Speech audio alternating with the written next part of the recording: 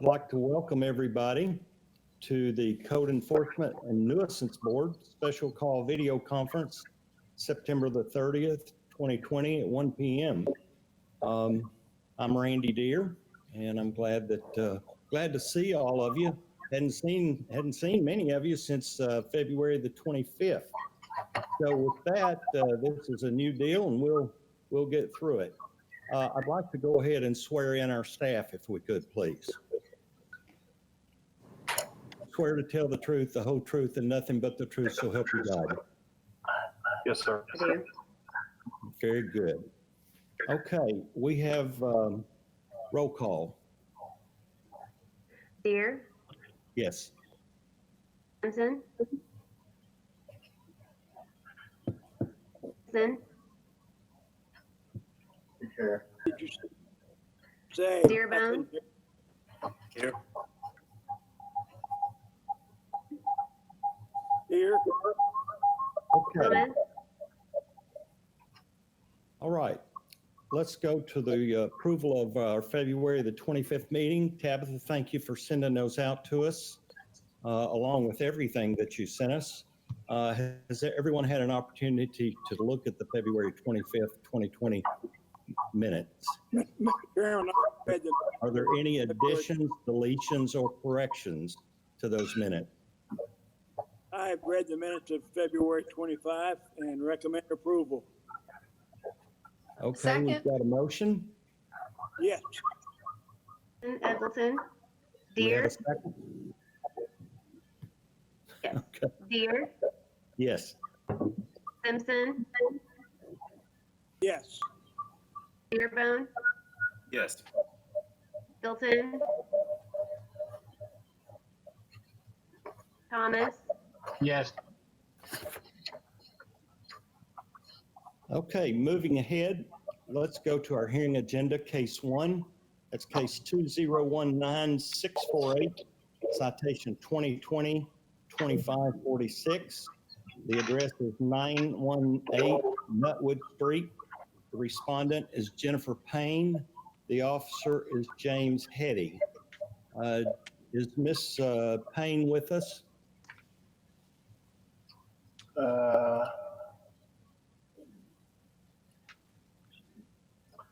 I do not show her listed. Is Miss Payne with us, James? I do not see her. Well, if that's the case, then the motion, then this case is approved as written. Is that correct? yes, that would be correct. Mr. Chairman. Okay. All right. Okay, let's move. Do we need to vote on that? No, sir. Okay. Let's go ahead, and I have a question before we move. Are we moving case 2, 3, 4, and 5 as one motion? I would recommend, Pardon That's gonna me? be up to you guys. Well, I would say the way it is read, and let's go through that. Let's go through case 2 first, and then I'll ask Nick about it. Case 2, 2020-1360, citation 2020-3613, 6480 Night Horse Circle. Owner is Golden Hammer LLC. Respondent is Brett Hammer and Officer Nick Lawhorn. Nick, are we taking case 2, 3, 4, and 5 as one? Yes, sir. That's how I would see it. They were all issued at once and they were all resolved at the same time. Okay. Would you go ahead and let's see, is Mr. Hammer here? Yes, sir. He is. Mr. Hammer is here. Yes, sir. Okay, Mr. Hammer, let me swear you in, please.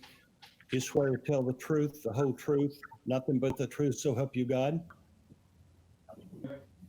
Okay, very good. Officer Lawhorn. These are four are fairly simple. We responded to 2 complaints in Brownstone of EPSC violations all over the neighborhood. We ended up writing up a total of 29. Courtney Howell during the course of that in February. 9 of those originally written up were Hammer Homes or Golden Hammer, the entities involved here. And over the course of February and March, we had a lot of good progress towards compliance, getting in sediment control measures specifically.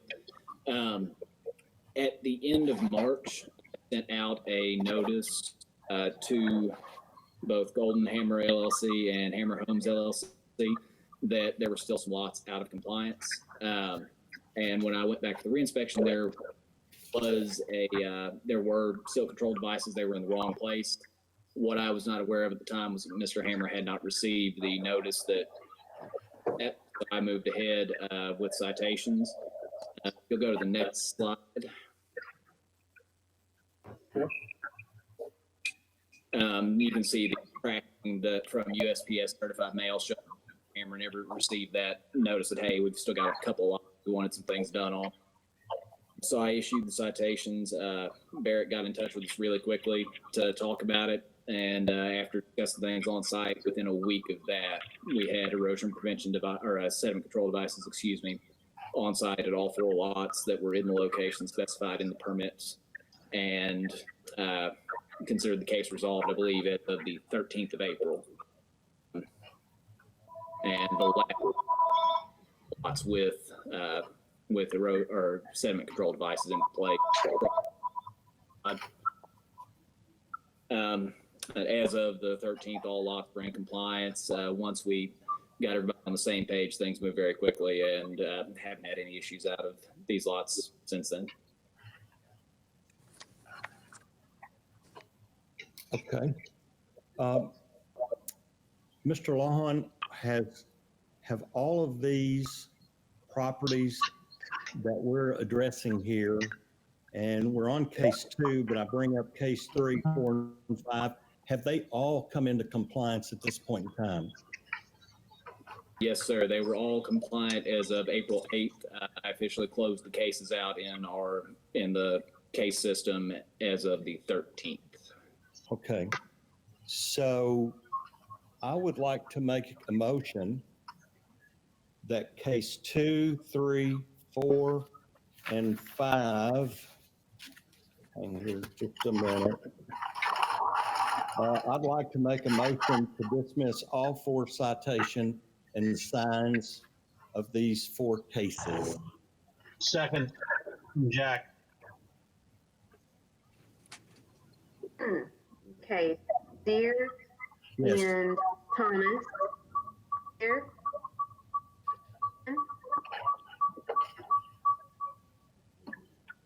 Simpson. Yes.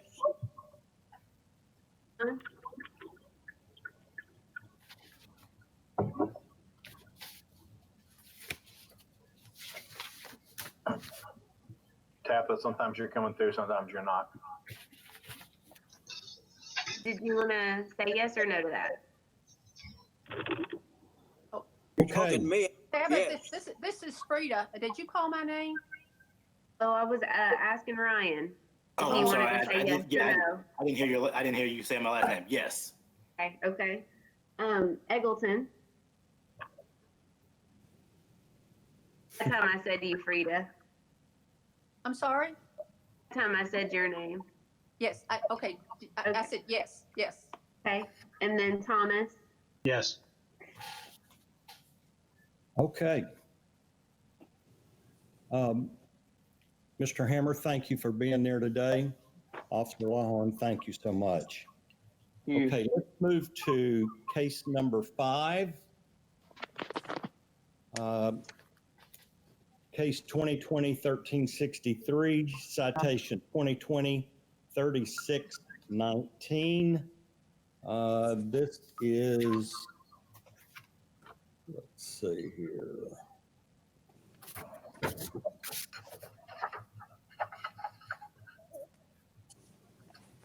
$64.54 Night Horse. We covered that one, didn't we? Okay, great. I'm sorry. I apologize. A little Wrong lost here. I believe I found my way here. Let's move to case number 6.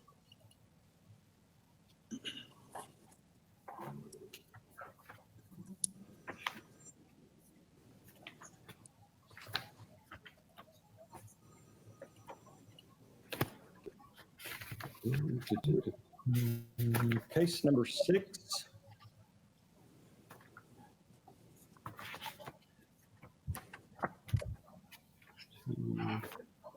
For 2019-6590 citation 2019-12099.11. The property is 2540 Nashville Road. Owner is Robert and Gloria Thomas. The respondent is Gloria Thomas, and the officer is Mr. Brad Sharowski. Is Ms. Thomas with us today? Yes, Okay. All right. Officer Sharowski. This case was presented to the board at the November 19 and the January 2020 code board hearings. The January 2020 hearing, the board had voted to allow extra 60 days to compliance and directed staff to begin per day fine process thereafter if not in. The city has continued to receive numerous complaints about this property since the last meeting. On the 30th of March, we received a lengthy complaint mail from concerned citizens about the occupants and property. The 6th of April, we received a message signed by 9 property owners of the adjacent Borough Court neighborhood regulations. On the 10th and 16th of April, we received complaints about a large yard with graffiti on it, as well as a complaint from the Bowling Green Police Department violations. And as recently as June 10th, a business owner adjacent to the property that the property's appearance has negatively impacted this value and is complaining about the eyesore. On the 31st of March, I texted Mary, who is the daughter of the property owner, I believe she's on the phone, to let her know that the 60-day period that the board had allowed, and the property remained in significant violation without complaints. I reminded her per day fine citation and that our office would send the 10-day notice giving them time to get in compliance before that fine was issued. We did send that notice, the 10-day warning letter, 7th of April. On the 17th of April, I received correspondence from Mary, daughter of the property, asking for extension to that date due to a domestic dispute and recent illness. She kept assuring me that it would pretend in compliance by the end of the day. Speaking with Code Enforcement Coordinator James Napper, we agreed to allow an extension through the weekend and reinspect on Monday morning. On the 20th, which was the following Monday of this year, I inspected the violation. Per day fine citation was issued. It was posted on the property, as you can see in the picture there, and it was sent by first class certified mail to the PPA address. The 60-day fine period has been appealed. As you can see by some of the pictures, vehicles properly or illegally parked, including a large car, graffiti spray painted. There were items of junk, rubbish throughout the I'm driveway. not hearing most of this. And the I'm side not either. Brad keeps breaking up with whistling and bubbling sounds and echo sounds or something. Everybody else hear me okay? Echo. An Yeah. echo is what I'm hearing. Yeah, an echo. I'm not, It's I hear echoing. I hear the echo too. whistling, It might be somebody that's, whistling and echoing and stuff. Lane set up, James. Is he on a tablet? No, he's okay. It's on. There's a ring. There's a ring Computer. right now going on. There's a phone ringing somewhere. that's just somebody's phone, Gloria. Hold on, we're working on it. Okay. So as you see by some pictures on the screen, there's vehicles in the backyard. There's an area that was dug out. James, can you go back one picture, please? Yes, sir. That last picture is where the putting pavers down to have the RV placed there. And you see the pavers stacked on both sides of that area. The other vehicle there is just in the backyard.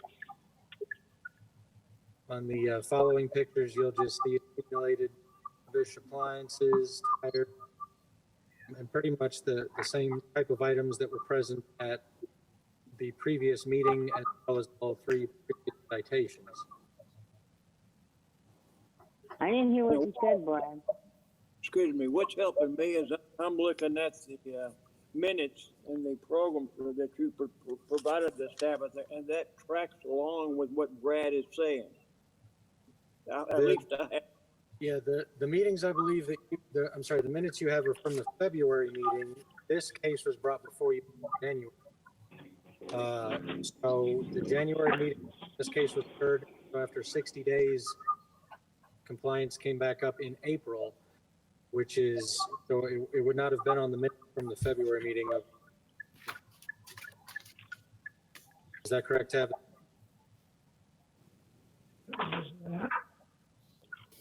Tabitha? You hear That's me? correct. It's the city, boss. It's the city commission. Well, sorry, let me step back for a moment. After the citation was issued, I texted Barry, communicated by phone with Gloria, who is the property numerous days immediately after. We discussed numerous different items of breaking things down, time to try to get things cleaned up there. As of today, currently in September, the case has been 407 days. Continue to have vehicles parked in the of rubbish, furniture, and junk. You'll see on the picture here, there's an inoperable vehicle in the driveway. Items of rubbish debris between the house, the shed, driveway. In the backyard, they have not really made any progress on any of the items previously. Additionally, there are a large number of swimming pools, kids' toys, and such throughout the front and side yards. There are appliances, a large refrigerator in the backyard, piles of construction debris, and again, pretty much the same as it has been. This things have just kind of moved from one place to another. So that's pretty much how the property stands today. Hello? Okay, who's speaking, Mary or Gloria? That was Gloria. Okay, Gloria, I would like to swear you in, please. Do you Yes. swear to tell the truth, the whole truth, and nothing but the truth, so help you God? I do. Okay, what do you have to say, ma'am? Well, because Brad broke up so much, and there's echoing right now as we're talking to you. I didn't hear everything he had to say. I did hear I think I heard the last part. He said there was toys and furniture and all that scattered all over the yard. Apparently he hasn't been back. Those toys are no longer scattered except for maybe under one tree in front. I've been working like a dog. My husband has dementia, and I have to keep up the yard and the housework and take him back and forth to the doctors. And with the rain and the COVID-19 and all that, it's hard for my age of a woman 74 here to do what a 40-year-old can do. So I've been trying to keep the lawn mowed, the RV's been moved, the grass has grown back, the trees here recently just got pruned by BGMU and my son. I've been pruning a lot of things. I know that probably don't have, but I wanted I don't want no snakes or anything like that, so I've been doing my best. Also, the toys have been removed and put up somewhere else so they're not bothersome. I set a separate pew in front underneath the it's not a magnolia tree, it's a really pretty tree, smelling tree, but I mean, they're kids' toys and they're outdoor toys, so. But anyways, I'm trying to comply, and I'm doing my best, and I don't know what else to say, guys. I really don't. But I feel like since I got the main distraction removed from my property, I didn't want to do it. I was asked to do it, so I've done what I was asked. And it's called a wedge between me and my daughter. So she had a few-day extension to finish her thing, but I feel like I was being lied and lied and lied. So I had to force her by threatening her to have it towed away and to get it moved. So, and at that time, she had moved out of my home and was working for the KOA campground on Three Springs Road. And I understand with her new job. I didn't move out of your home, I was put out of your home. Well, put out because of an argument. But anyway, it was because the city put so much pressure on me to get rid of that RV, okay? So I've done what was necessary, and my heart's broken, but I guess that's beside the point as long as the city got their way. Okay. Are there any questions? Do any of the board members have any questions for Ms. Thomas? I've forgotten, who owns the property? Me and my husband, 2540 Nashville Road, owned by Robert and Goy J. Thomas. Okay.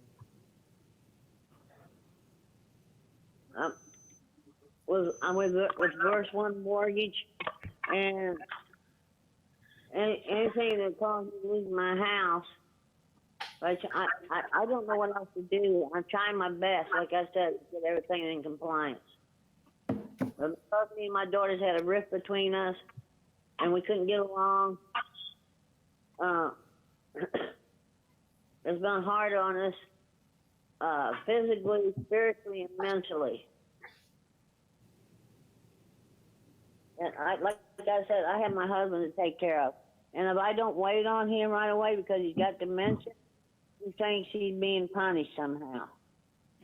And he's got sugar diabetes, and he's also had bladder cancer. I've had to take him to Dr. Bigler for his bladder cancer. He's been in the hospital for bladder cancer. He's been in the hospital for sugar diabetes. So, like I said, I'm busy 24. If I get a couple hours sleep, I'm lucky. Okay. Are there any other questions for Ms. Thomas from the board? Do I hear a motion? I think Jack wants to say something. Okay. Well, I haven't got to speak either, and you know, I'm the one that made all the promises to fix everything and move everything and bring everything up to code, and then I was removed from the property, so I didn't get to do that, you know, and the fact of the matter is I was already homeless when I got here. So when the law removed me from the property and put an EPO on me, I could not return to the property to do anything I had promised to do. Then when the courts dropped the EPO because they ruled that I acted in self-defense, I could not come back here to do anything, to move anything or handle anything, because, you know, the reason I was here fixing everything in the first place while my house was being taken is because this house was set on fire and burned by my brother, and she had moved my brother back in here the moment she moved me out. And No, I did I'm not. sorry. There's a Mary, hold difference on a in moving second. in and visiting. Andy, Okay, well, he was visiting an awful lot because every time I came over here to try to move anything or to get anything, he was here. Let me- And he's hold already on just a threatened my minute. life. Getting your stuff. Hold on just a minute. hold on a He's second, Mary. threatened my, Hold on just He a is- minute. Who's speaking? Gloria or Mary? Mary has not been sworn. Thank you. That's what I was getting ready to tell you. And that So was we Mary have one- speaking. So that's Gloria speaking. no, Mary. it was Mary. That was Mary. Okay, that's what I'm asking. We have two people speaking here. Yeah. But I was just, she came in with what I I mean, did. listen, I want one person to speak. And Gloria, do you have anything else you would like to say?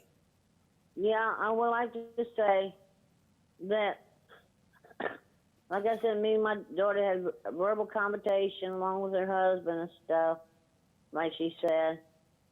And before she had an opportunity to do what she did, and because I felt like I had us under pressure from you all, I asked her to leave because she said some unflavorable things that I didn't want to hear.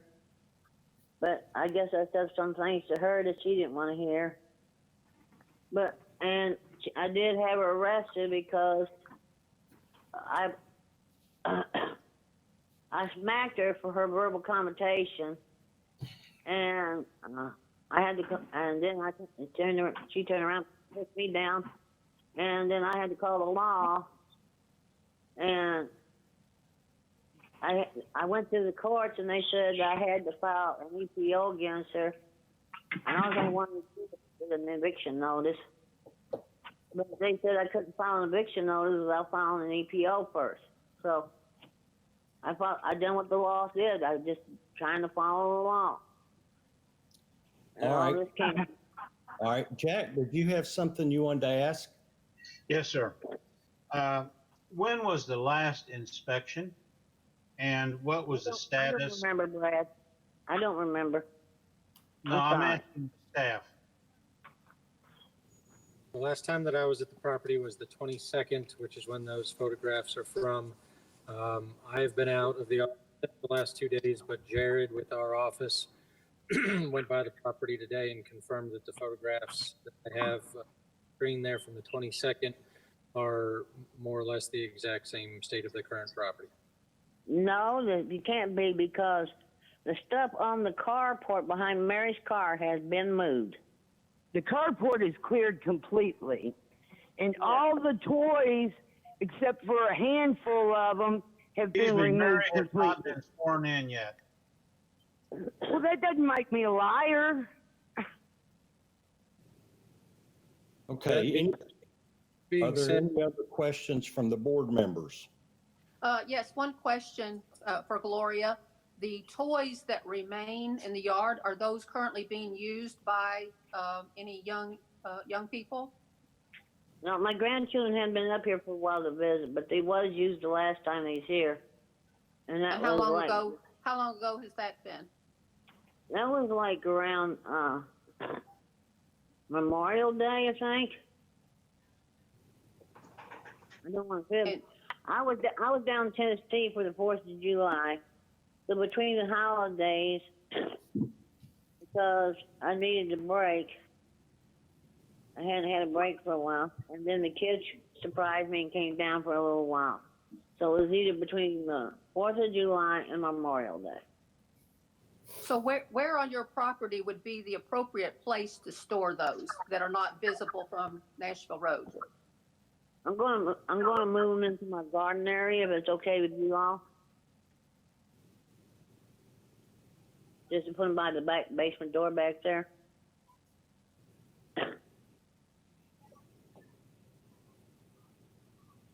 Any other questions?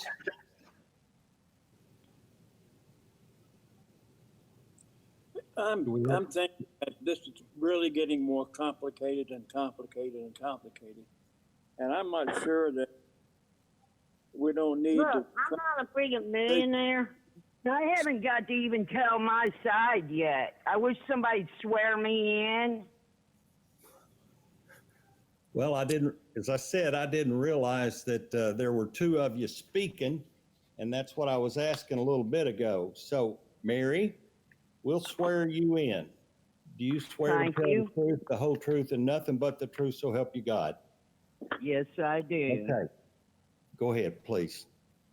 Okay, first of all, this all started because I was losing my home and trying to have a yard sale here, and Mom said I could put a building here and a couple buildings, and first it started one building, then it ended up a couple buildings to hold the stuff.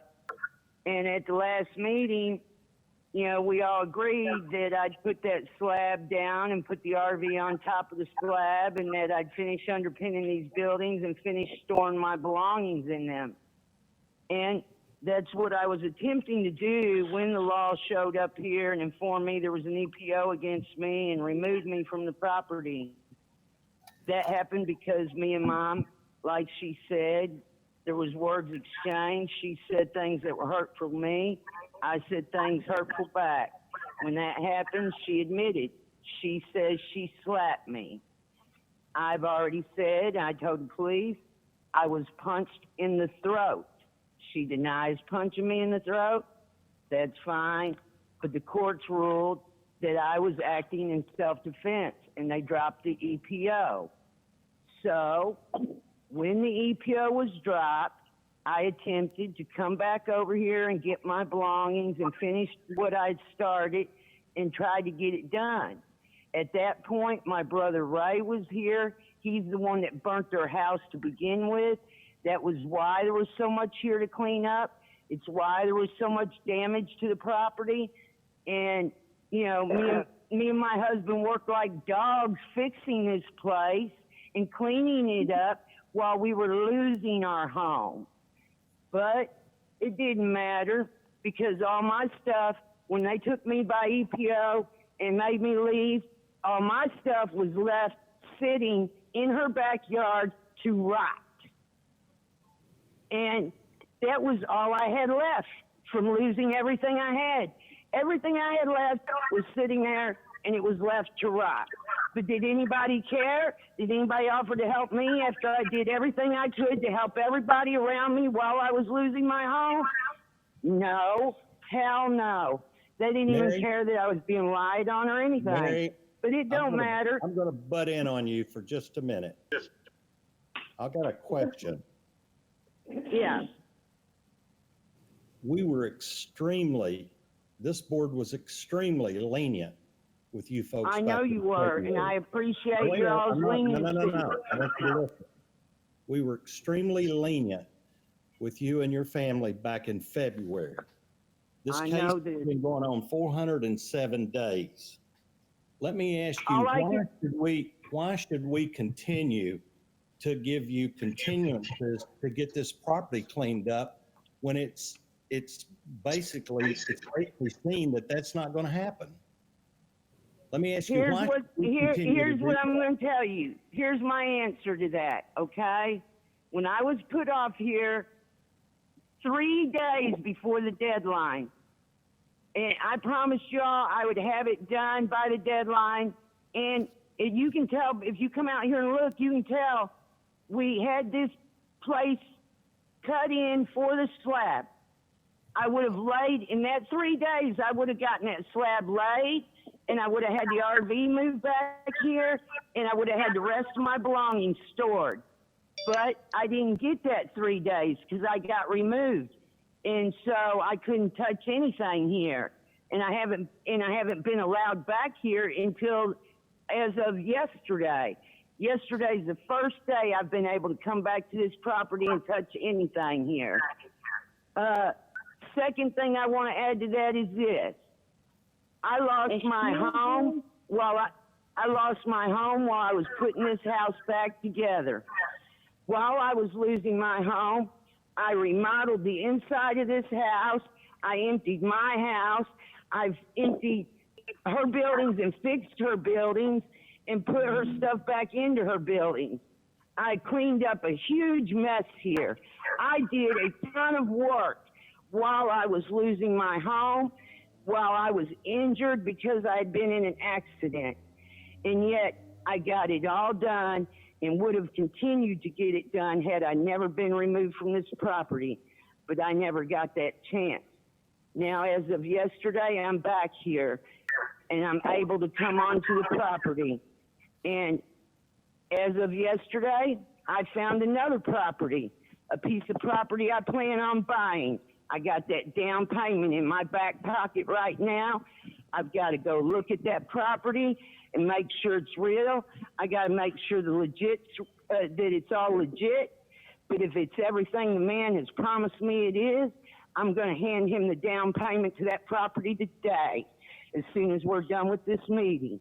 And when we're done with that, I will have a place to store all my belongings, and I will have a place to move my stuff to. And I've managed to do all this while being homeless. I've managed to get, after being evicted from my mother's and my home, after watching everything I have being destroyed and rot and everything else. I've continued to work. I've continued to put money away. I've got the down payment for that property in my back pocket, and I'm going to buy me a place to live, and I will have a place to move my belongings to. Now, I can't guarantee you this whole property will get fixed or that the codes will all be done on Mom's property, because why? Because for one, she don't want to work for me or with me on trying to get anything here done, because she's an elderly woman, 74 years old, as she's already testified. She's the parent. She thinks she's right about everything. I can't tell her anything. If I do, I'll get hit with an EPO or a hand, and I'll get removed, and I can't do shit about it. Mary? But what I can do, what I can promise you, hello, let me finish. What I can do and what I can promise the city and what I promise the board today is, if you give me time, I will get my stuff off this property.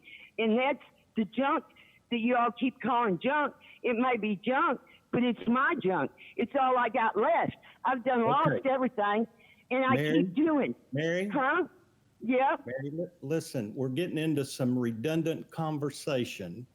I think that we've heard a lot of this. We've heard this a couple of times. I think we heard some of this back in February. I would like to ask the board, does anyone have a recommendation at this point? You didn't hear any of that in February, because none of this has happened. This has all happened since that last meeting.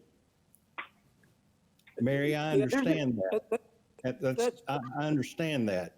We gave you leniency at the last meeting. I've got a motion I got would like to put make. off of here. I got put off of here, so I couldn't do anything. I'd like to speak to the board if I could, please. I have a motion I'd like to make to uphold the citation and per day fine. And I think at this point, after 407 days, that maybe we can help, this might help get this property cleaned up.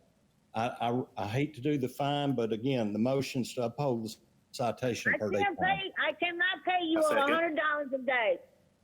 It's $1,000 a day. Income. It's I'm on a $1,000. fixed income. A second. I'm on a fixed income. Okay.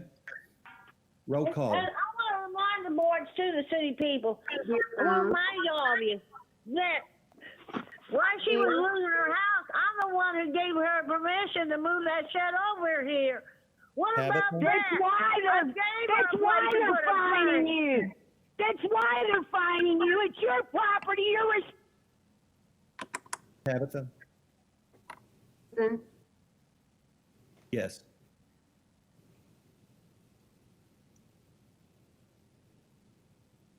We have a motion on the Yeah, floor. I'm doing the roll call. Dearbone? You did? Yes. Yeah, okay. Yeah.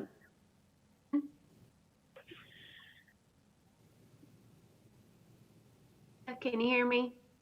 I Yes, can. I can. I Okay. can't. Frida, can you hear me? Yes. I'm calling you now. Okay. Thomas, Yes. I've got that. Okay. One's done. Okay, thank you. All right, let's move on to case number 7. That case is 2020-44, citation 2020-357. The property is 1054 Old Barren River Road. The owner is M.E. Holdings, LLC. Respondent is Malcolm Cherry. Officer Nick Lawhon. Is Mr. Cherry with us? He was on here a minute ago. He but I'm was, not sure. he was a minute ago? Yeah, I'm not sure if he's still muted. I am here. There he is. Okay. Okay. Mr. Lawhon, Yes, sir. go ahead and tell us what you have. All right. November of last year, I was going to another case, and we noticed a fill site that didn't have any erosion prevention or sediment control measures at 1054 Old Barren River Road.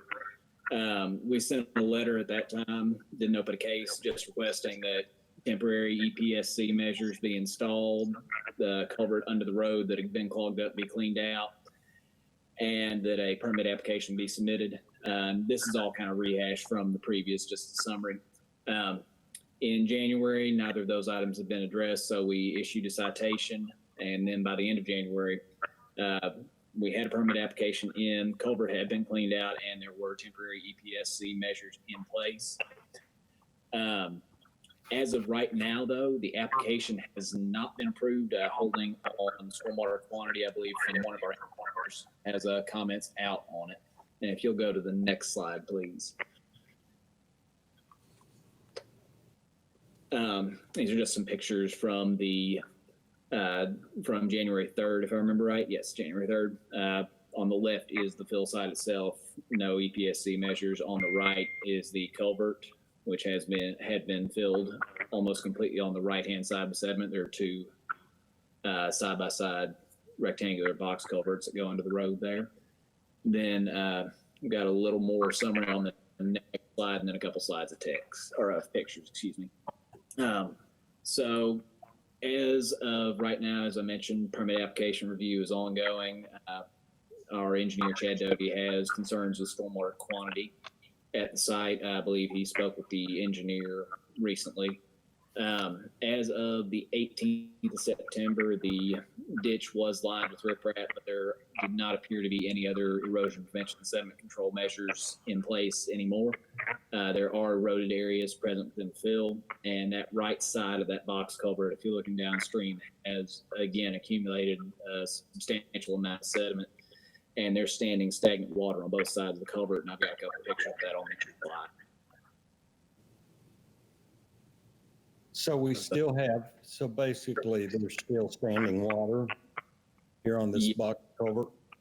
Yes, sir. You can actually see that picture on the right is just a snapshot in the curb inlet that goes down to that box culvert. You can see a pretty substantial amount of sediment right there. It's about 12 inches deep. The sediment pile is there and takes up about half the length of the culvert.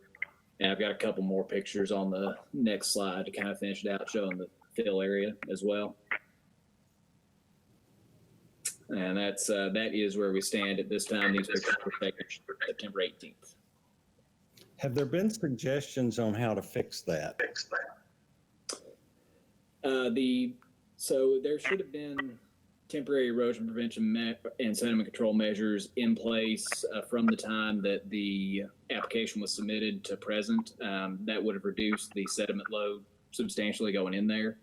Like I said, as I drove by and got out and took a look around, the only thing I saw was that the bottom of the ditch had been armored with riprap. That's the only thing that remains in place.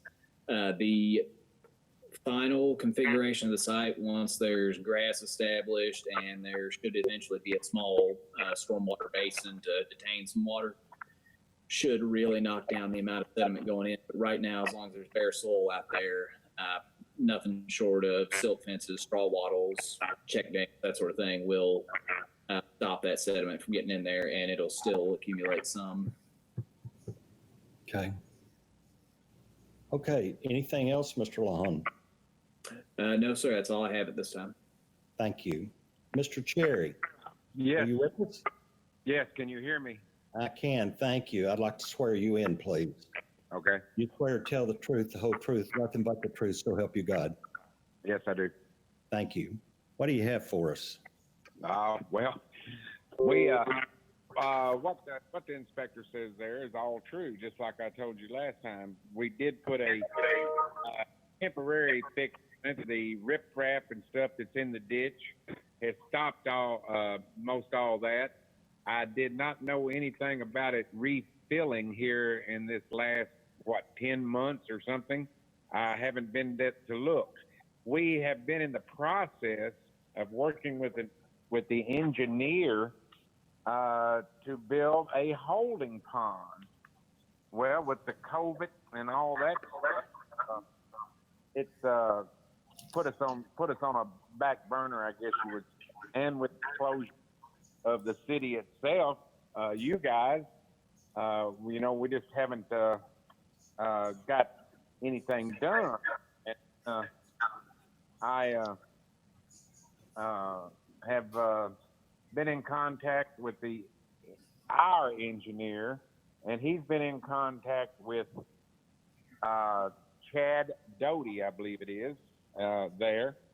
And just as little as 2 hours, 1 hour and 15 minutes ago, I got a call just before I did this conference with you that they still haven't made up their mind of what they want us to do.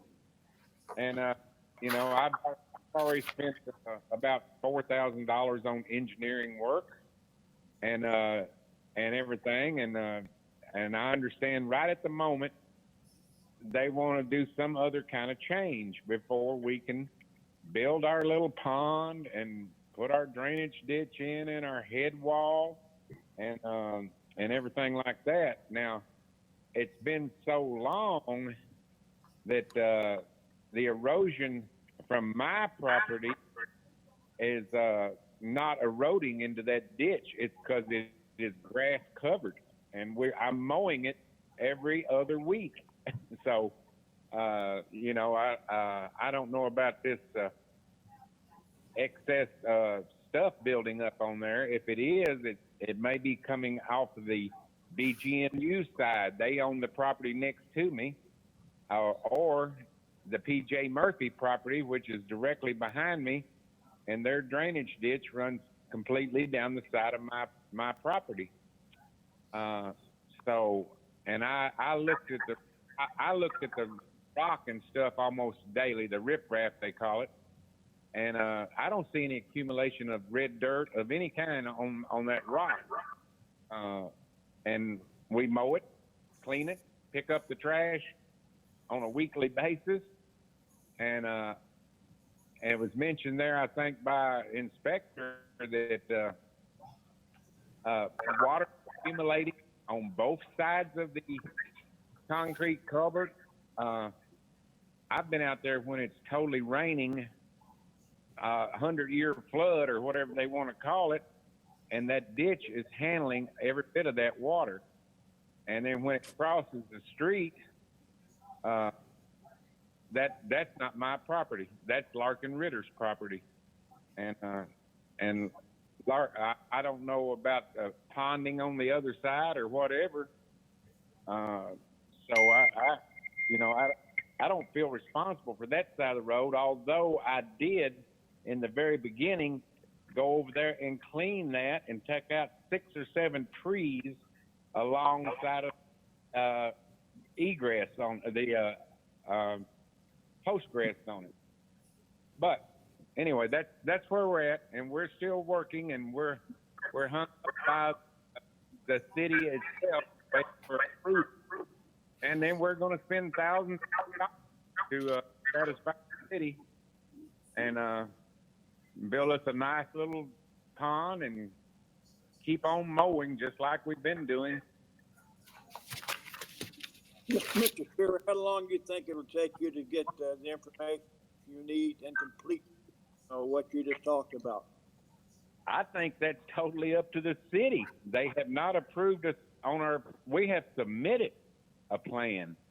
And I just got word an hour and 15 minutes ago that they're looking at changing it again. So I'll put it this way, as soon as the city says go ahead, we will have dozers, loaders, backhoes, trucks, trailers, everything else, rebuilding building a holding pond. Who is the person the city that you need information from? What department? Who is it? Chad Dowdy, Doddy, I guess, or Dody. What's his title? I don't know. He's just with the city engineers, I guess. My man that is doing the contract work is a licensed what do they call that little fence you put around there, drainage fence or whatever and all that. And anyway, his is Dan Cheney, and he's working with my engineers, and they are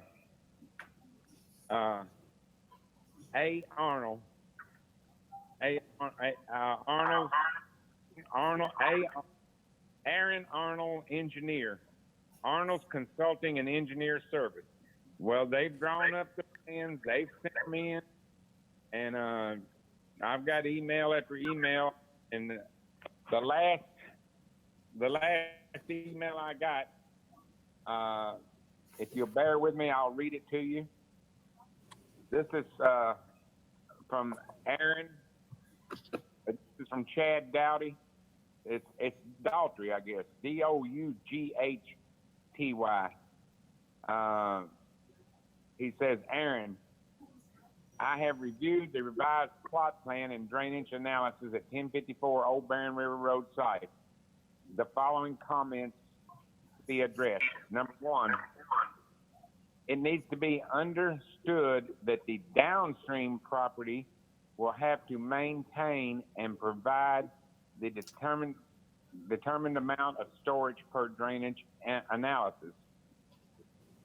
Then it says, number two, any future lot coverage 1054 site will have to provide stormwater detention to account for added increase. Number three, please see the review comments on the attached markup. We got a markup or a thing. It appears based on detention storage calculations that the storage provided on downstream property is not adequate. Additional storage capacity will need to be provided either on downstream property or the Old Barren River Road property. I think what Mr. Chad Dowdy's asking is for me to go over and build a holding pond on Larkin and Ritter's, because he is the downstream recipient, has been for many, many years, and that road has only been in there about 80 years, I think. It was called Old Main Street Pike. So I don't know. I don't understand all that myself, and I'm waiting for Chad Dowdy to work it out. Bowling Green City engineers, and so are my contractors. So let me ask you this, Mr. Cherry, you're saying that Larkin Ritter owns the property on the other side or the city? Yes. Okay. And that's what I'm considering downstream. So it looks to me like the city is wanting me to build a big enough pond to take care of my and Larkin Rivers, or the flow, taking care of the flow. Okay. Did you have something to say, Nick?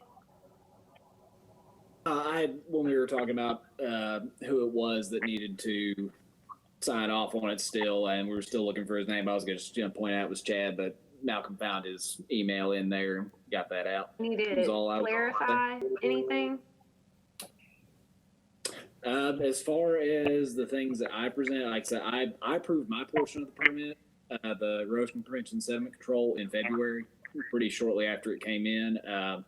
And at this point, the only thing that's going on is, as far as I was aware, there was a back and forth going on between Chad and Aaron Arnold on the detention pond.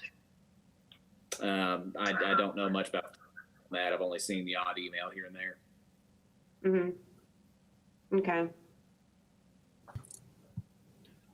Any other questions for Mr. Cherry?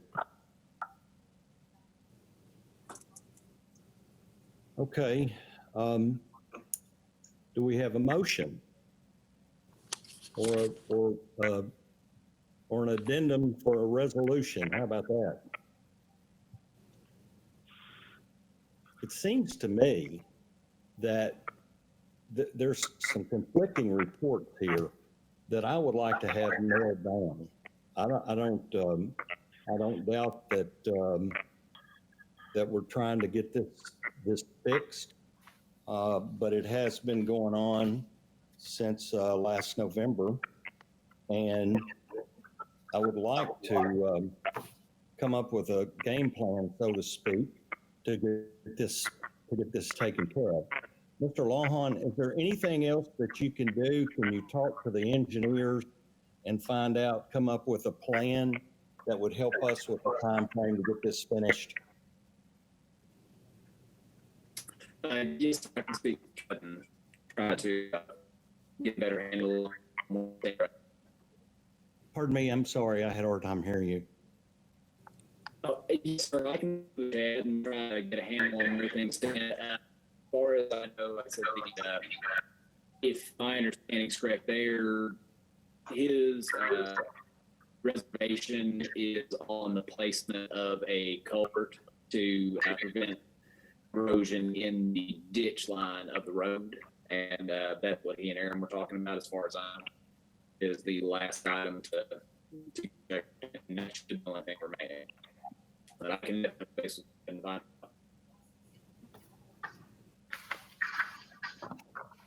Like there's a lot of property involved here with other parties other than Mr. Cherry, and I'm not sure that we don't need to get someone to kind of look at the big, get it resolved.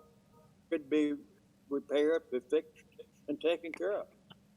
It doesn't seem like it should be one citizen's responsibility to take care of the whole thing.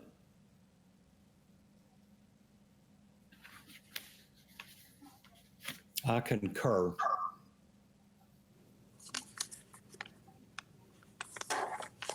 We need to get somebody from the city or our staff or something to get involved, to get something moving to help Mr. Curry out. I tell you what, if you guys can hold on for a second, I'll go on mute and I can try to call Chad on the line with us. Sure. That with me. Okay. Hold on a second. Nobody hang up.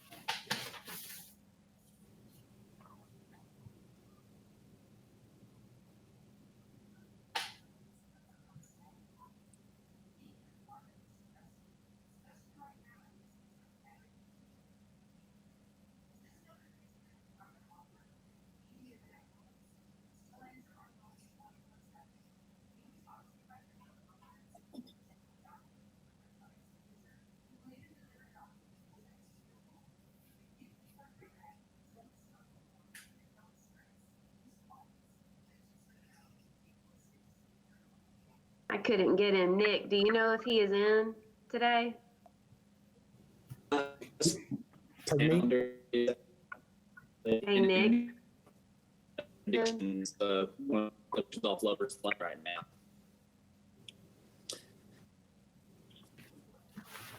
Well, You know, what I would like is, I just want to know when this is, it seems to me, and I agree with what Delane said a little bit ago, it seems to me that there's multiple parties involved here. And I would like to know, you know, what do we have to do to get this resolved? mhm. And, you know, if Mr. Cherry's having to build a pond to take away issues from somebody else's property, you know, I don't know how fair that is, and maybe I don't have a great understanding of it either. But I'd like to know that he's not taking the brunt of this if there's something else that another owner needs to do. Can we put this on the back burner for a couple months or weeks or something? Get a better understanding of what's needed. Now, we don't want Mr. Cherry to stop doing what he's doing, but we still need to get an understanding of what's going on. My suggestion, if you want my suggestion, would be get that information from Chad and either have him on our next meeting or get some information from Chad for when we have Mr. Cherry. Yeah, Mr. Cherry on our next meeting. Tabitha, I agree with that, but if Chad's not the right person, get the right person. Sounds like it's Chad. Sounds like it's Chad. Whoever it is. Yeah, but that's what I would suggest. So why don't I wouldn't put it off for 2 months. I would put it off till our next meeting. I think, let's do that. Let's put it off. Tabitha, when is our next meeting? That's a good question. Well, I would hope, you know, Let's just if say, we can successfully get through this one, I'm sure we're going to have another one. yeah, I mean, at the most, it'll be the next month. It'll be our regular schedule, but we might try to have one sooner, Okay. All to right. be honest. Jack, Let's did you have a put- question? Sorry. Yes. Somebody. I have a question. Considering that there are 4 parties involved, can you hear me? Yes. Yes. That there are 4 parties involved: Murphy, BGMU, Larkin, Ritter, and Mr. Cherry. That 30 days may not be enough. I would suggest 60 days that we postpone action on this until the parties can get together with the engineer and come up with a solution. Well, I mean, I would like to talk to Chad first to see, because it might not even be that in depth. Yeah. You know, we don't need to really involve them because we're just talking about Mr. Cherry's property. We're not talking about all those other people. I think we are. He brought it up.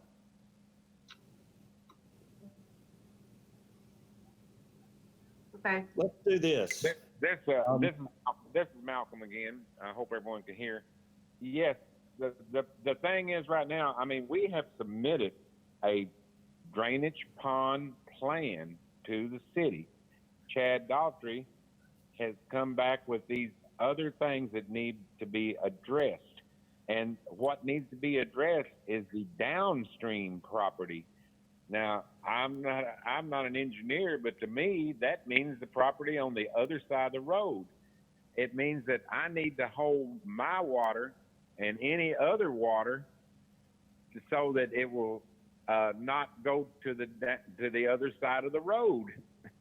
And that I think that's where Chad Daughtry, he's basically, like I said, an hour and a half ago or two, he got with my engineers, and they're in question is the head wall. He wants to move the head wall for some reason, and then I have a massive plan right front of me. I know you guys don't, but they're wanting to take up about 2/3 of an acre of my property. Now, I don't even care about that, but because I have no plans for this property other than to keep it mowed and cleaned and looking nice, and that's my requirements and everything. But I can't get final okay to build this thing, and the whole I guess the water that, just to give you an example, BGMU's Water Sewer Division owns the property next to me.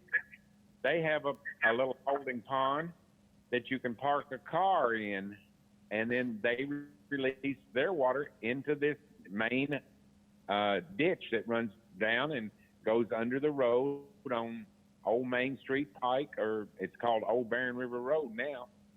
And that comes across my property also. And so, but I need to build a lake, and they've got a small holding pond over there, and everything. It just doesn't seem quite right to me. And then they want me to build a pond big enough to hold the water that it won't run over on Larkin Ritter's property, which is across the street. And that's where it has gone for 50 years. I think that we can sit here and we can sit here and discuss this for a little while longer, but I want to go ahead and I would like to put this on hold for 30 days and come back and visit this at our next meeting.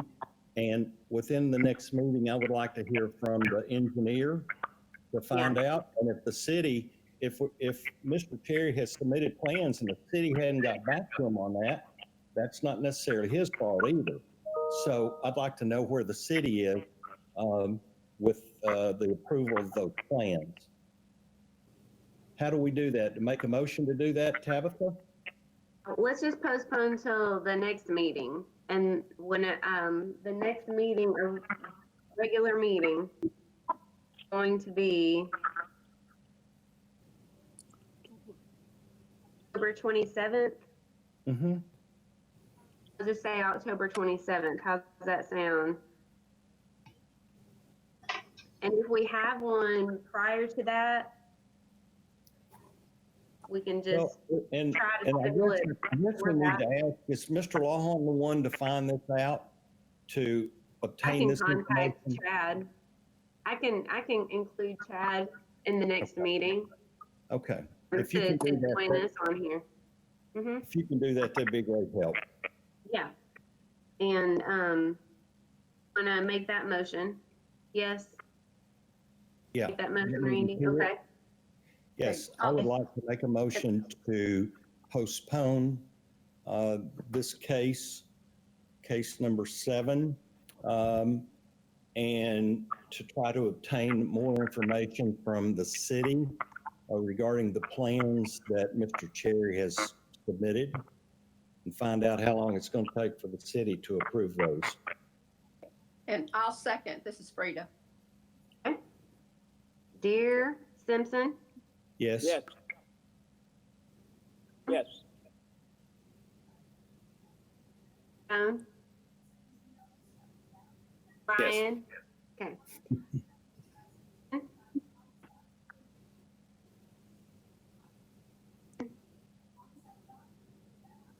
Frida, Yes. Thomas, Yes. and while I have everybody's attention, can everybody put their phones on silent, please? They go off. It's really loud on the phone or on the computers. Hey, Have Tabitha, something that you needed to tell us? Tabitha, I want to let you know too that occasionally we can't hear you when you do roll call. We No, can't I don't know why. I don't know why. But you know, all right. I'm sorry. I don't know. I'm not moving anything. I don't know why it's doing it. We should have little signs. You could email everybody a green sign and a red sign they can hold up on popsicle sticks and Or I should say. just hold up their names on a sign. Yeah. All right, are we ready to go to case number 8? Wait a second. Nick, did you have something you needed to say? Can you unmute him, James? I missed the last little bit. My iPad dropped the call for about the last 2 minutes, I guess, of the Old Bear River Road case. Just wanted to hear what the motion was that ended up going through. We're going to table it till October 27th right now and Okay. try to get Chad in on the next meeting. Get a little bit Right. more information from him on what's going on with it. 'Cause I couldn't get him. Yes, I was trying to avoid that, but I understand. I'll hunt him down this afternoon after he gets out of his meeting, and we'll put our heads together and get all the documentation he needs. okay, that sounds good. Okay. Thank you. Thank you. Okay, case number 8. Okay, one moment, please. Malcolm again. I'm still online. Can you hear? Heard me? Yeah, anybody. I don't know who I'm talking to. This is Malcolm Cherry again. All right, what about Can it? can you hear me, sir, and everything? Yes, sir. Okay. All right. So I've been listening to all the conversation, and the way I understand it now, somebody's going to get with Chad, and we have submitted our drainage plan and get that finalized. What needs to be addressed is the downstream water, and whether I'm going to have to hold that downstream water or not, you know. And then we're to meet again on the 27th, and I assume you guys will send me a notice again to teleconference in. Is that correct? Correct. Yes, that's correct. And I would Okay. still stay in touch with Chad to find out what you need to continue to do from this point on. Don't just wait till the 27th. Yeah. You Okay. need to stay in touch with Chad prior to the meeting. Okay. All right. Well, like I said, we submitted our plan, and then the holdup has been City of Bowling Green, and everything. So they have told to revise, do this and that. Then we received the letter saying we must maintain the downstream water, which is not my property. But anyway. Right. But if you have questions about what you need to really do, just contact Chad. So you know what you need to do correctly and everything. So there's no reason to stop work. Just continue to contact him so you know what to do and what not to do. Well, we have stopped work though, because we don't want to do something wrong and then have to go back and do it again. That's why you need to contact Chad so you're not doing something incorrect. Okay, well, I mean, we're not doing anything at this point, but we are waiting because we want to resolve it. Also, we want to be done with it and get the grass growing again here. Right, but that's why you would contact Chad so you know what to do correctly the first time. Yeah, I think my engineer has contacted him several times, but anyway, we'll contact him direct if maybe he could contact me personally. Okay. Okay. Sounds good. We'll get going because, like I said, I've got contractors waiting to build this thing. Okay. All right. Mr. Jerry, excuse me. Yeah. I probably should have asked earlier, and maybe I didn't, but I've forgotten. How long, I don't want to answer now. How long have you owned that property? How long have you owned that property? I don't want an answer now. And where does the water come from that ends up on your property? Again, I don't need to know the answer for that either, but is that typical water, or is it coming from somebody else and you're being held liable to fix someone else's runoff water? Good day. All right. You don't want to answer now? No. Okay. All right then. Okay, any other questions? Thank you, Mr. Cherry. Thank you very much. Okay. All right, we're going to move on. Case 8, case 2020-2954. This is 803 East 11th Avenue, owner TCB LLC. The officer is Brad Chargarowski. Brad. This case is the result of complaint on the 10th of July of this year. Several tenants of the premises had called into the city to complain that their landlord was quote unquote mad at them and had turned off all of their utilities in the building. Multiple attempts were made with the property management in an attempt to reach the owner and or have the utilities restored. As explained by both myself and code enforcement coordinator James Napper during several phone calls to avoid issuance of fines and citations and possible condemnation of the property, that the utilities must be restored by the following Monday, the 13th of July, for the health and safety of tenants and bring the property back up to code. A call was made to BGMU to determine the status of utility service at the location, and they confirmed that the property was pending disconnect of power and water. They also went on to state that due to the pandemic and COVID-19, with state executive orders, they are not disconnecting utilities on payment, only a specific request of the owner of the property. An inspection was conducted on the 13th of July, which was that following Monday. And during the investigation, the following violations were determined, which you see on the screen in front of you there. Building unfit for human habitation, inadequate light, air, and sanitation facilities, boarded missing windows, missing inadequate protective treatment, violation of light and ventilation occupancy requirements, inadequate minimum food storage and preparation standards, inadequate mechanical and electrical system, exterior use or storage of indoor furniture, scattered garbage, improper sanitation, accumulation of rubbish and garbage, and inadequate plumbing facilities. Attempts were again made by phone to bring the property into compliance by reconnecting the utilities. The property manager stated that she had spoken numerous times to the owner over the weekend. He completely refused to comply. It was also explained that a citation and fine was being issued. A citation and fine was being issued, and that the building would be boarded/condemned the following day for health and safety, or the health and safety of the occupants if the utilities were not restored by then. The tenants were notified at this time to begin to pack their belongings and find alternative living arrangements in the event the landlord/owner did not reconnect utilities. A citation was issued on that day and posted to the property, as well as sent by first class PPA listed owner and address.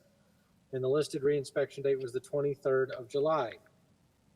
The pictures in front of you are from the date that the citation was issued. You'll see that there's a general lack of property maintenance, broken windows, accumulated rubbish and trash, areas where plywood are just screwed into the exterior of the building.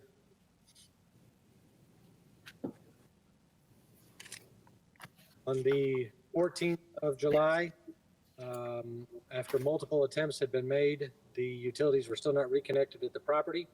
The property was condemned on that day, and tenants were required to vacate the property prior to a city contractor boarding the doors of each unit with them and prevent injury. Tenants were provided with potential apartment availabilities to assist them in relocation.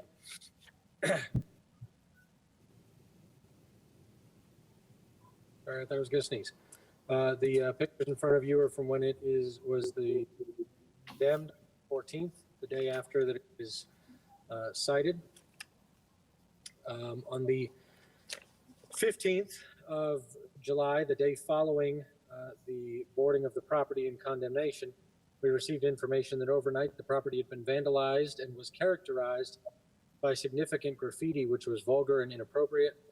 Phone calls were again made to the property owner very early in the morning to get the graffiti and vandalism covered or removed as soon as possible for the overall appearance of the neighborhood.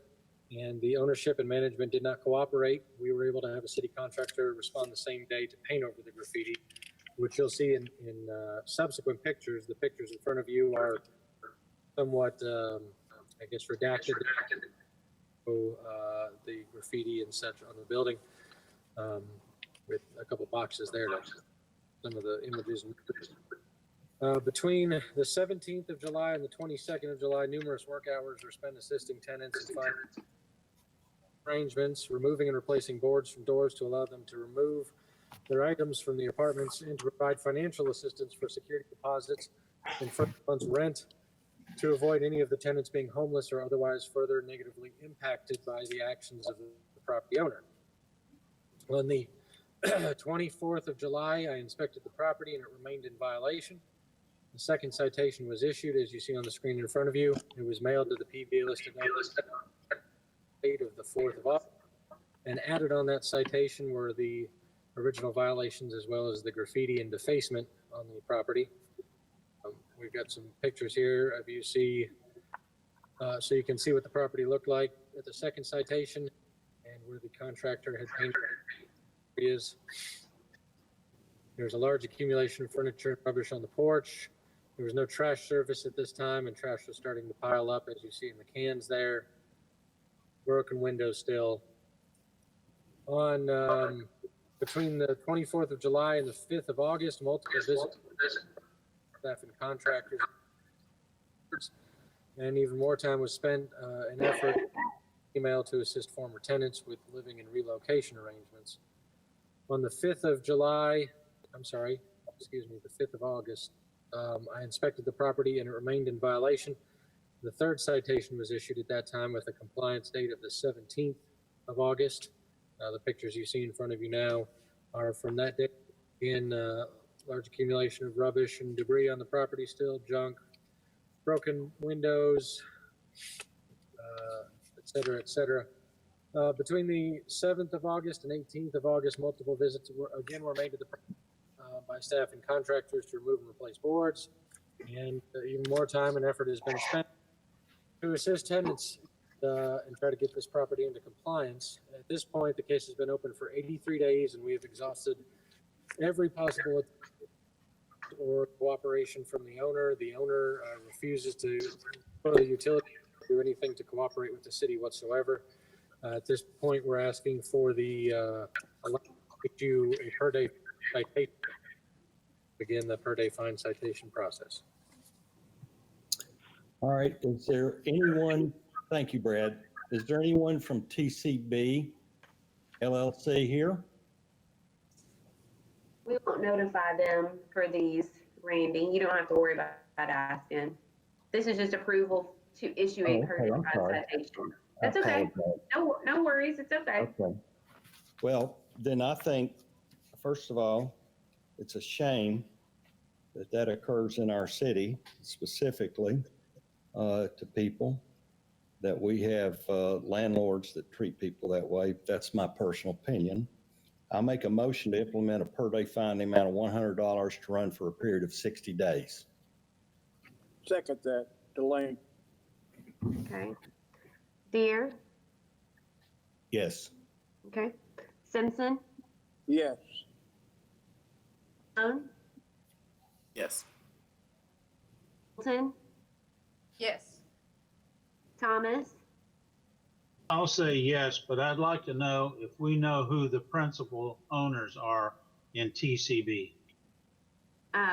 We do. I believe it's just Tommy Kraft, right, Brad? That's correct. It's Tommy Kraft.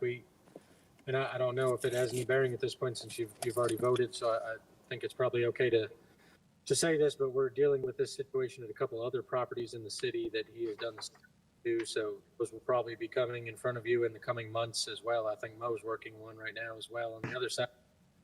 the exact same situation. You weren't very clear from that dialogue that you just said. What all happened?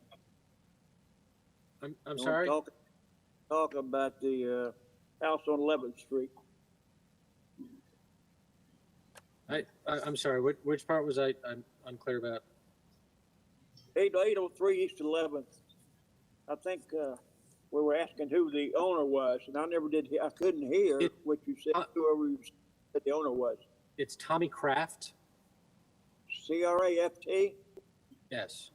Is he the one who was our repeat offender from a couple years back? Am I that same guy I'm thinking of? Yeah, Yes. it's him. That's correct. Okay, that's what I thought, but I didn't know. Thank you. is he local? I think so. Yes. Thank you. Okay. Let's move on to, let's see, case number 9. Case 2020-818. The property is 1114 Cheyenne Drive, Officer Mo Hilliard. Hello, Mo? folks. Okay. Yep, I've got it. This case is the result of a room inspection conducted on, hold on just a second, please. Sorry. Okay, that should be better. Conducted on February 19th of 2020. During the inspection, the following violations were observed. There was inoperable, unlicensed junk, and an accumulation of rubbish or garbage. So an NOV was sent on 3/2 of 20. No. On 3/3 of 20, property was re-inspected and remained in violation. The door hanger was left to encourage voluntary compliance. On 3/10, the property was re-inspected and remained in violation. A door hanger was left again. On 3/13, the property was re-inspected and remained in violation. Citation was issued and posted at the property, as well as sent by first class and certified mail. Additional inspections were conducted on 3/24, 4/22, and 5/27. The property remained in violation. On 6/10, the property was re-inspected and remained in violation. The second citation was issued and posted at the property. On 6/23, the property was re-inspected and remained in violation. I left a door hanger to encourage voluntary compliance, a handwritten note saying that I'd like to work with them and get this taken care of, and that I needed to call in the next 24 hours to avoid another citation. On 6/24, the property was re-inspected and remained in violation. Third citation was issued and posted at the property, as well as sent by first class mail. On 7/7, the property was re-inspected and remained in violation. After numerous attempts to gain communication and compliance with the owners, they have refused to reach out and talk with the officer to work towards achieving compliance. All have been exhausted to work with the property owner to bring the property in compliance. As of this morning, it was the same situation. I do believe James added those pictures to the. Okay. James, did you get those pictures on the last of that? It's this morning's pictures. I have what Brad has updated it with. We'll find out here in a second. Okay.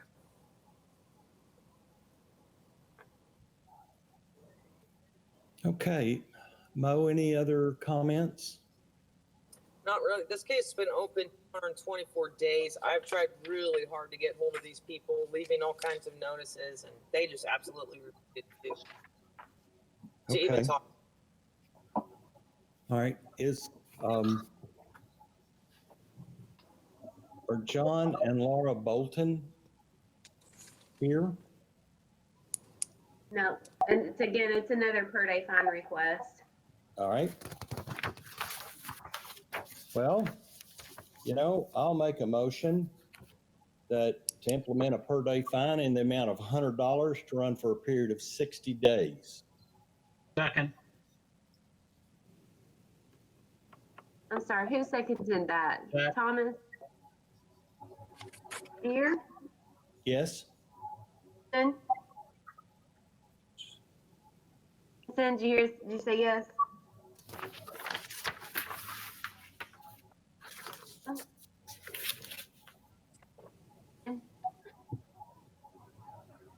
Simpson?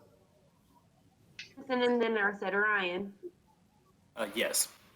Okay. Yes. Yes. Tabitha, sometime your conversations cut off either in the beginning or the end. I know, I'm sorry.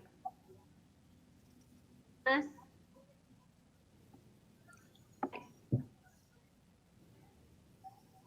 Jack, can you hear me? Yes. Okay. Got that one. Okay, case number 10. Case 2019-8901, location 224 Emmett Avenue. The owner is Paul James and Gail Manning. Officer is Brad Shargarowski. Brad? Ask in advance for your patience in this one. This is really a mess, and it's going to be a little bit of a lengthy explanation to go through the whole thing here. So, advance, but this is the result of a citizen complaint with an initial inspection that was conducted back on the 6th of December of last year. The compliance date listed on the notice of violation was the 16th of December of last year. And at the time, the violations were a large accumulation of improperly stored tires or waste tires outdoors and numerous improperly parked vehicles on the grass. On the 17th, forgive me, the pictures in front of you there, notice of violation. You can see them there. There's improperly parked vehicles and a large accumulation of tires. On the 17th of December of last year, the property was re-inspected and remained in violation, and I went into the Los Cubanos business, speak with employees there to move cars off the grass, and I also left door hangers with 2 others. Additionally, due to the concern regarding the number of large amount of tires, overall environmental of the auto businesses, I contacted the local office of the Department of Environmental Compliance for an inspection from their office as well. On the 2nd of January, the property was re-inspected and again remained in violation. I did some research to find contact information for an owner, and I was not able to. I drove to the mailing address where the violation was sent, and it was just a mailbox in the parking lot. Closest adjacent building was a business that I went to and got contact for their landlord manager. On the 7th of January, I met with a Mr. Perry Riley, who is the property manager for the property. And I met with the owners of the other 2 businesses that I had left door tags for previously. We all walked through the property and discussed all of the violations that required. Here, screen in front of you, James, if you can leave that just a Mr. Riley explained that they leased this property, Mr. David Woodall, and then he subleases the current tenants and businesses. Mr. Riley asked for an update OV to be hand delivered to his place of business and a 2-week extension. He would get things taken care of. So I did a new notice of violation with a new compliance date of the 22nd, and the violations you see on the screen I'm about to go through here. Dangerous building, which was a non-permitted addition to the, James, can you go back one slide, please? A non-permitted addition attached to the rear of the building, enclosed with doors, a structure unfit for habitation, trailer type structure reportedly being lived in by a rent-paying tenant, accessory structures not maintained in good repair, areas of missing, damaged, inadequate protective treatment, electrical code violations for improper and unsafe use of flexible cords, multiple inoperable, unlicensed and wrecked vehicles, multiple vehicles in a state of disrepair, disassembly, or overhaul, of duty of in private property, accumulation of junk, scrap, and auto parts, scattered garbage, accumulated rubbish, sanitation. The pictures now, James, if you would please, see the photo from the walk around with the property manager. That it is a mess at that time.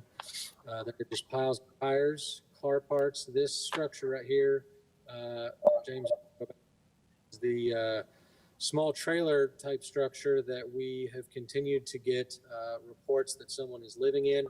You'll see some buckets there that reportedly being used to accumulate human waste and then being dumped in the wood line.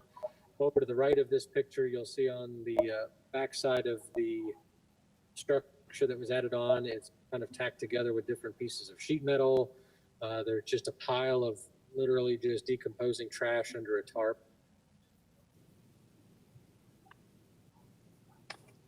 Again, multiple vehicles parked all over the property, improperly parked. This is not a proper parking surface, and this is the structure that was added onto with sheet metal to connect it. It's a carport, should not be enclosed. They've enclosed it on the side to the building and added doors, and there's more tires you can see in that picture there. Again, just a couple views of some of the vehicles and just accumulation of overall junk and rubbish. On the 23rd of January, the property was re-inspected and some progress was noted in several areas. Large open-top dumps had been placed at the rear of the property and had already been full with trash and garbage. The carport structure was no longer attached to the building and doors were removed, and several were moved off of the ground. So there were some positive things happening there near late January. I called Mr. Riley to let him know of my observations and that I would be sending the case for further progress. I did so until the 18th of February when I re-inspected. You'll see the pictures in front of you here from the second citation. Not only was the property not in compliance, it was in fact worse than it had been to begin with. The dumpster was overflowing with trash and had not been removed or emptied. The trailer was being used for sleeping purposes, and it was still present, and many of the vehicles were back on the grass. Vehicles and numerous other previous violations. Additionally, James, if you could go back, please, 2 pictures. The one right, yes, that one right there. As you can see, that back parking lot, which again is not intended to be used for parking or driving to begin with, because there is no paving or gravel or grading, is nothing but a giant mud pit at this point. So henceforth, starting at this inspection and all other citations, have improper grading / draining due to the state of the parking lots and unpaved areas full of mud, ruts, and standing water. And thank you. You're going to go forward with the pictures there. Again, you'll see just scattered trash, literally just piles of trash and car parts and very unsanitary cars in major disrepair, et cetera, et cetera.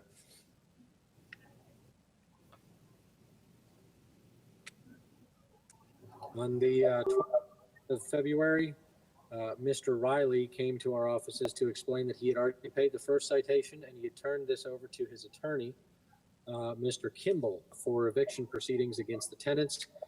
He said he wanted it cleaned up as badly as we did, but needed some more time. On the 17th of March, the property remained in significant violation. I contacted Mr. Kimball's law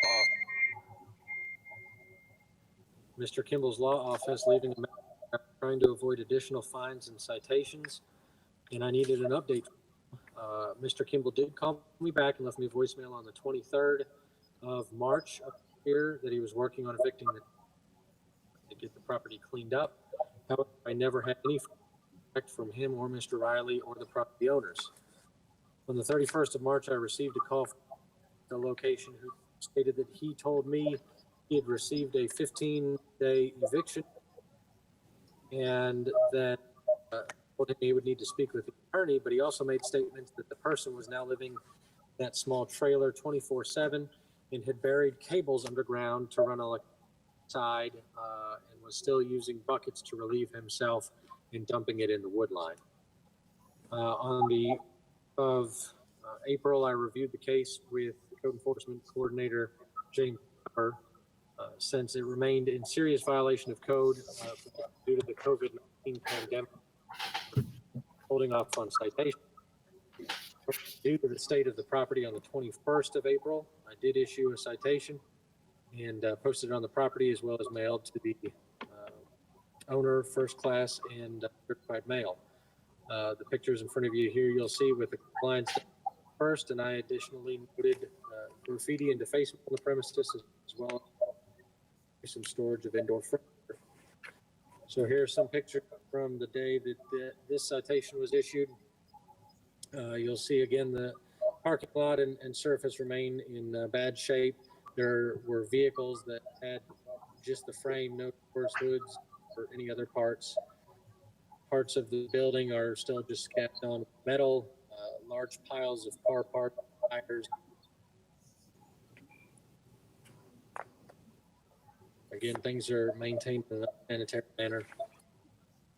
On the 5th of May, I'm sorry, is the 21st of the 5th month, which is May, I inspected the property and it remained in significant violation with no positive improvement, no contact from the property owners or legal representatives. And again, due to the overall condition of the property, I issued a citation with a compliance date of June 1st. In front of you here, you'll see the state of the property back in May during the 3rd citation. A large number of cars are again improperly parked, the ground is overgrown. There are tires throughout the property. Vehicles, again, just a frame, no doors, windows, engines, anything. Again, mud ruts and an overrepair of the parking and driving surface. And the property, there's your furniture there in front and piles of. And again, just a accumulation of vehicles there. Currently, all of those violations remain. Case has been open for 301 days. There's just a couple pictures that were taken this morning.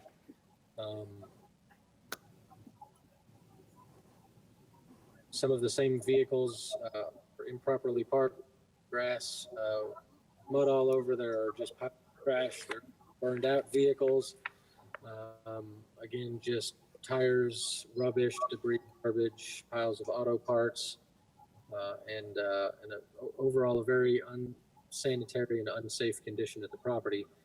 Additionally, directly across, or I guess maybe kind of catty corner across from this, is where the new enterprise rental building is being built at the corner of the road in Emmett. So a brand new business is coming in and trying to make the city a better place, and across the street from them, and has been for 300 and some days now. So we're bringing it to the board to ask for per day.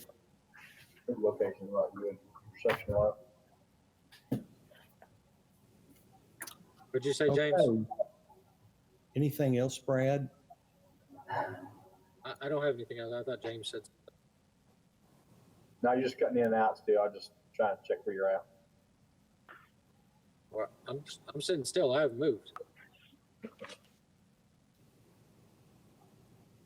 Can you hear me okay? Any questions for Brad? I think it's very thorough. Does anybody have a motion? Yes, I do.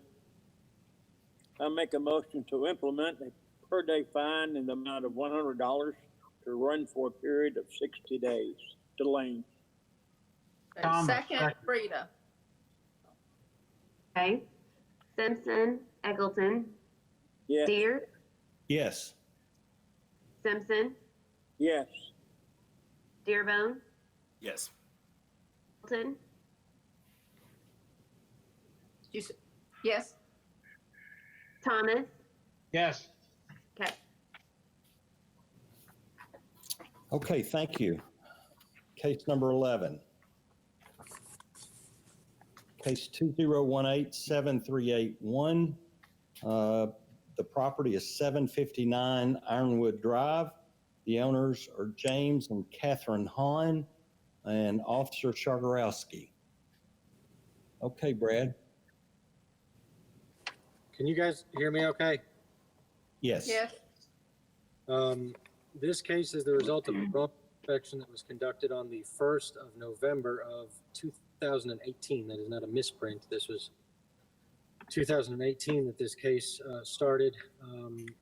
The violation was for an inoperable, unlicensed junk or vehicle. The violation was sent to the PVA listed owner and address with a reinspection date of the 13th of November. The next picture there, James, is the vehicle. The vehicle has broken windshield, flat tires, has not been licensed since, I believe, 2015, and has been sitting there for an extended period of time. We've made several attempts over 2018 and into 2019. The property was re-inspected on 13th of November and left a door tag, and two different door tags were left on the 28th of November of 2018. Additional inspections were conducted on the 6th of December of 18 and the 9th of January of 19, and the property remained in violation. Code Enforcement Supervisor James Napper was made aware of the situation and called the property owner by phone in an attempt to gain compliance without a positive result. The 29th of March, the property was re-inspected and remained in violation, and the door hanger was left a warning of an imminent fine or citation without compliance. On the 10th of April, Code Enforcement Officer Mo Hillard met in person with the property and offered to have them sign a consent form to have a city contractor tow the vehicle off the property to abate the nuisance. Officer Hillard was met with much resistance, and the vehicle owner became extremely upset and started making threatening statements. On the 10th of May, the property was re-inspected. Of 2019, May 10th, 2019, the property was re-inspected and remained in violation. Mo issued a citation on that day and posted it on the property as well. First class mail. Mo also again met in person with the property owner, and the property owner said she had tried several different companies, was not having any luck getting some to tow the vehicle. Officer Hillard again offered to have the owner sign a consent form to have a city contractor remove the vehicle, and even offered to bring the case before the board, before you folks, to waive the citation if the officer would remove the vehicle before the next inspection. You'll see the pictures here of the vehicle when it was cited. Again, broken windshield in a state of disrepair, wrecked, and unlicensed.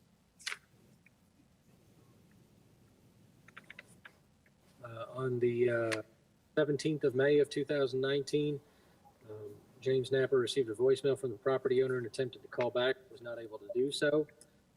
Officer Hillard also sent a text to the owner in an attempt to contact them.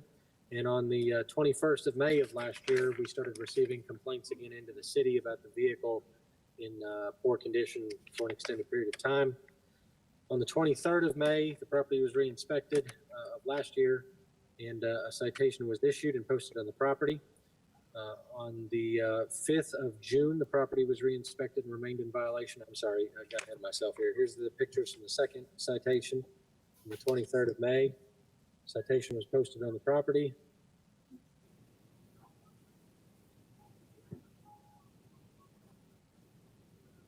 Some pictures of the vehicle in its state, which is still the current state. On June 5th, the property was re-inspected and remained in violation. James Napper and Mo Hillard went to the property and met with the owner on the porch for over an hour to try to solve the matter and bring the property into compliance. Multiple attempts were made to assist the property owner to abate the nuisance without result. We're going to skip forward a year now. So that was June of 2019. Skipping forward now to June of this year, June 10th, I inspected the property and it remained in violation. I issued a citation, posted on the property, and first class and certified to the listed owner. The property does remain in violation and continues to generate complaints from citizens. All possible attempts have been made to work with the property owner to bring it into compliance. And the case has been open for over 700 days and now remains in violation. If you can go back one picture, James, just so that the board can see the current pictures of what the property looks like, or again, the vehicle is not licensed and has not been for many years. The windshield is broken. There's structural damage to the vehicle itself, wrecked, inoperable, and now starting to grow mold and mildew on the vehicle itself. So we're asking for authorization to issue a per-day fine. I have a procedural question.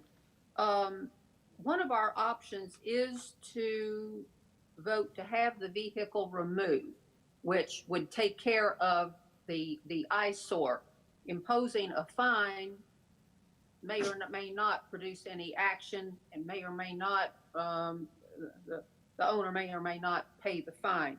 So procedurally, if we voted to have the vehicle removed, sounds like it's already been a contentious issue when that was offered as an option. I don't want anybody getting hurt, But procedurally, if we voted to have the vehicle removed, is the owner notified in advance? And then the towing company simply comes and removes it and takes it to the to be impounded? Can you describe how that might work? I can, or Tabitha, do you want to, or do you mind if I? Yeah, go ahead, Brad. Yeah, we do post a placard on the vehicle. Procedurally, the short answer is it's the same as mowing a lawn, where you enter the property to abate the nuisance. So we still post something that's high visibility. It says if this is not done in the next 24 hours, or what is it, 72 hours on the thing, Tabitha? Something like that. I don't think it's 48. I think it's 72. Yeah, 48 or 72, but it gives them a period of time. It's a high visibility placard, and it says this vehicle will be towed off of this property by the city's contractor if it's not brought to code in the next 48 to 72 hours, much like mowing the grasses or cleaning up the property of junk and trash. So we do post that on the vehicle. The city's contractor then tows the vehicle, and then if the property owner goes looking for the vehicle and wants to get the vehicle back, they have to pay towing fees and any impound and storage fees at the time they try to recoup that vehicle.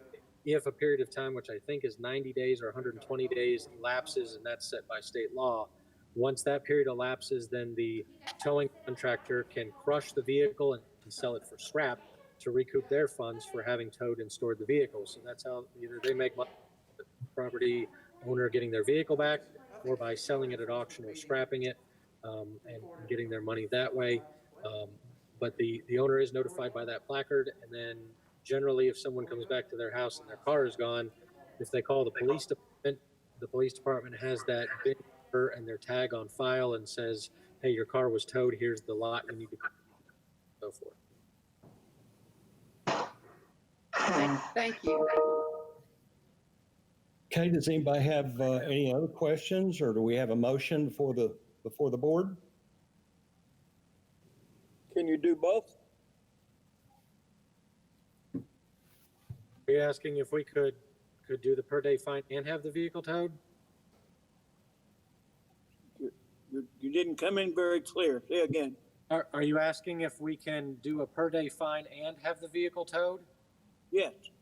No, because once the vehicle would be towed, then the nuisance would no longer be on the property and it wouldn't be in violation, so the per day fine would stop. So the only way you could do both of them is if they were not done concurrently. If you did, I guess, made a motion to do the per day fine for 60 days, and at the end of the 60 days, if it's still there, then have it towed. I suppose well, I don't, that'd be a question for Mr. Broderick if that was allowable to authorize both of those at the same time or not. But I don't think you can do them both at the same time, because once you have the car towed, you've abated what the citation's for. Mm-hmm. That makes sense.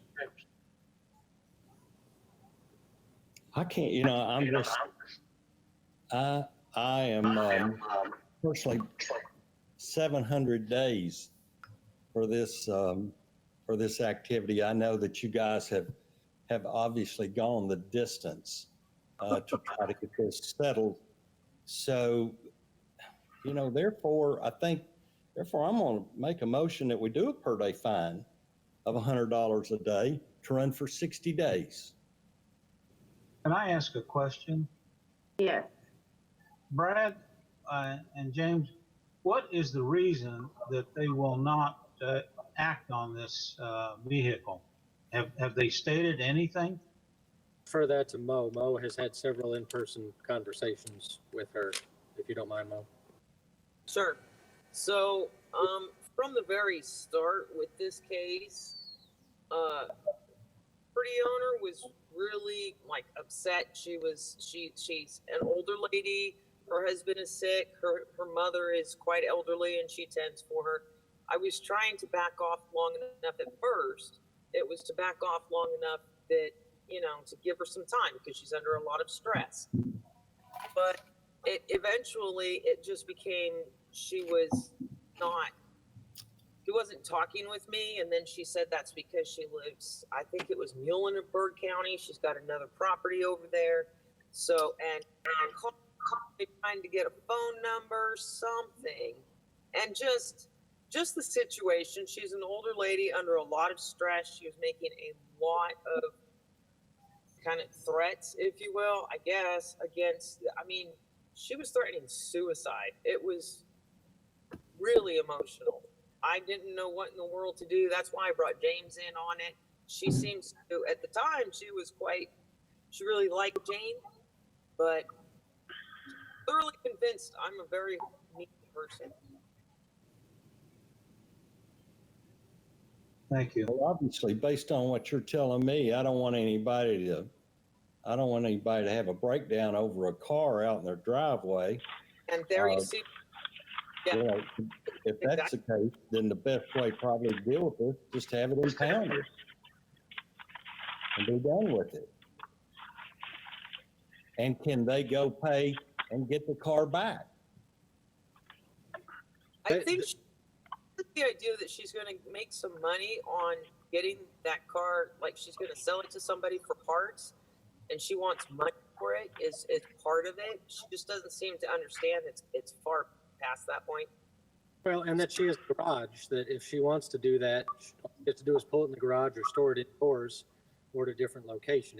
I mean, it's continuing to generate complaints, and everyone that drives down Ironwood in a very nice neighborhood sees the vehicle sitting there for 700 days. So, you know, we've tried to exhaust everything else, part it out, sell it, tow it, crush it, scrap it, whatever, and it just continues to sit there.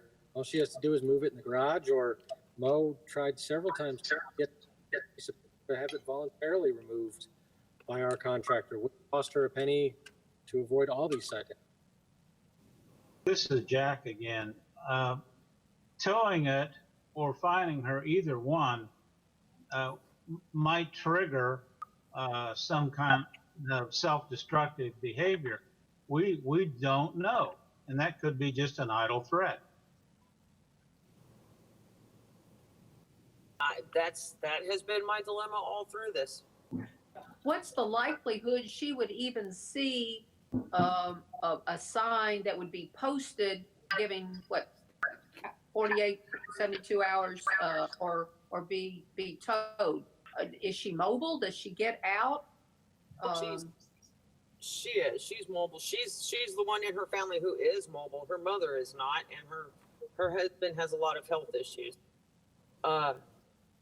I just don't know. I've exhausted the best that I could do to try to talk with her. And like I said, James and I sat and talked with her for times, and she's out of town to my knowledge, but I don't know whether in town or out of town. And she absolutely refused to give a phone number. I'd like to make a motion. Do we have it towed? I second that. This is Frida. Thomas and Eggleton. Deere, Yes. Simpson, No. Dearbone, Yes. Eggleton, Yes. Thomas, Yes.